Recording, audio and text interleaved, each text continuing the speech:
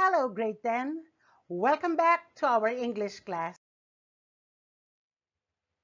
This week's episode will focus on writing a research title. I got this lecture from Schools Division Office of Pasig City.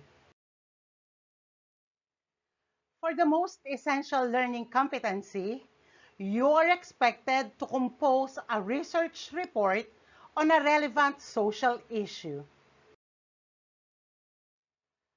According to rhetoric scholars, Hairston and Kin, making a good title for a paper involves ensuring that the title of the research accomplishes four goals.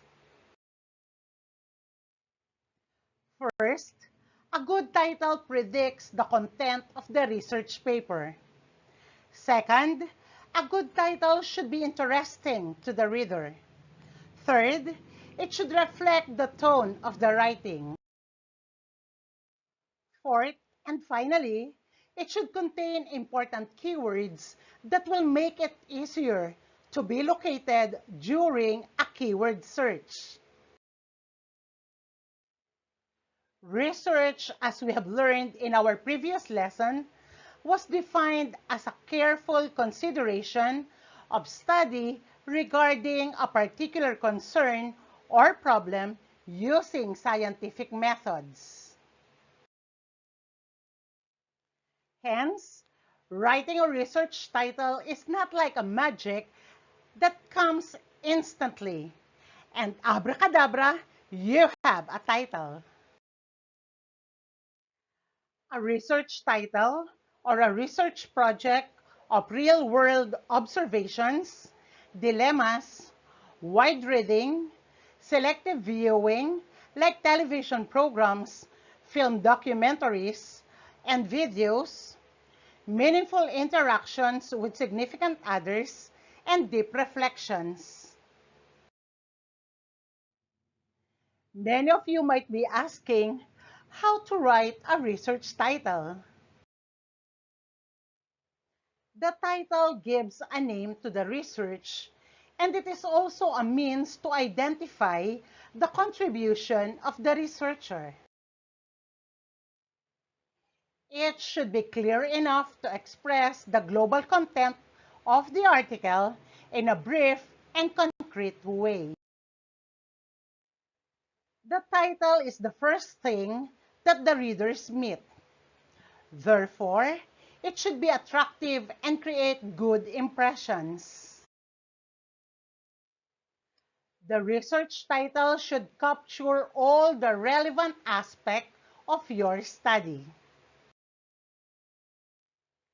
It should also be accessible and captivating to the readers.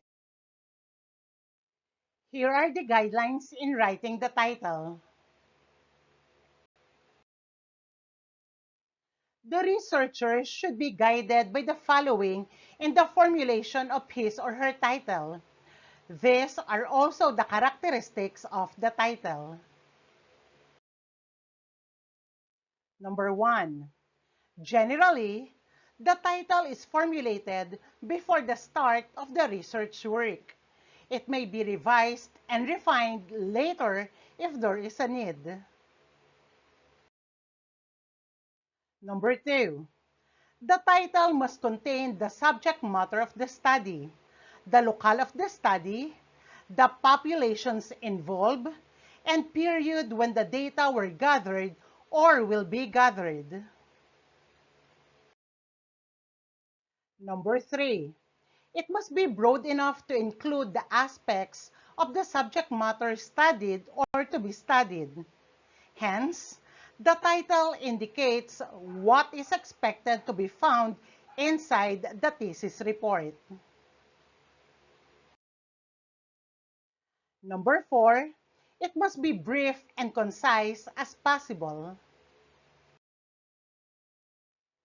Number 5, avoid using the terms an analysis of, a study of, an investigation of, and the like.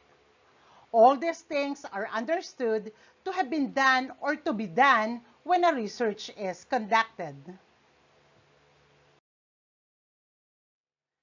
Number 6, if the title contains more than one line, it must be written like an inverted pyramid, all words in capital letter. Here's an example of a complete title. Effects of struggles in online learning to academic performance of selected grade 10 students of Santolan High School, school year 2020-2021. The contents as required by the guidelines number 2 are letter A, subject matter, which is effects of struggles in online learning to academic performance.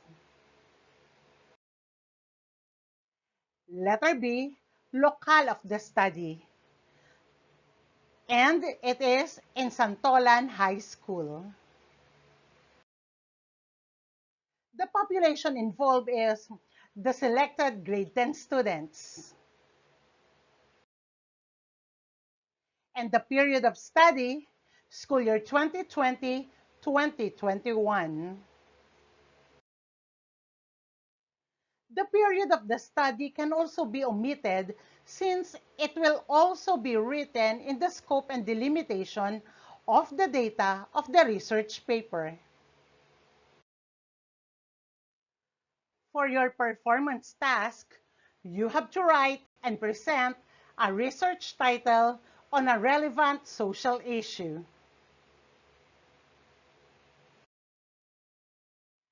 That's all for this week's episode. This is Ma'am Fanny Luna signing off. Happy learning. Keep safe, everyone.